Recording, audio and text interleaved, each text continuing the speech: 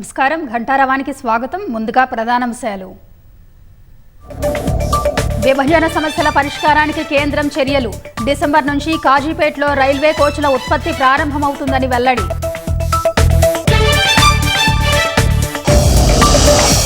తెలంగాణలో బీజేపీని అడుగు పెట్టనివ్వబోమన్న సీఎం. బ్రిటిషర్లను తరిమినట్లు దేశం నుంచి సాగనంపాలని శ్రేణులకు పిలుపు.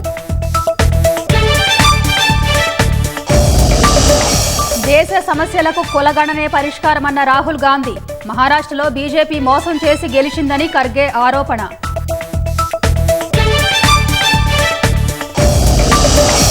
హెచ్సీయూ భూముల్ని తామే కాపాడినట్లు బీఆర్ఎస్ తప్పుడు ప్రచారం చేస్తుందన్న బీజేపీ.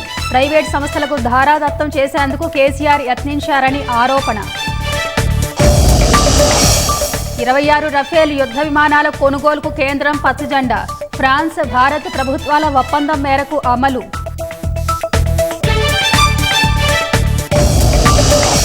అమెరికా, చైనా మధ్య ముదురుతున్న వాణిజ్య యుద్ధం.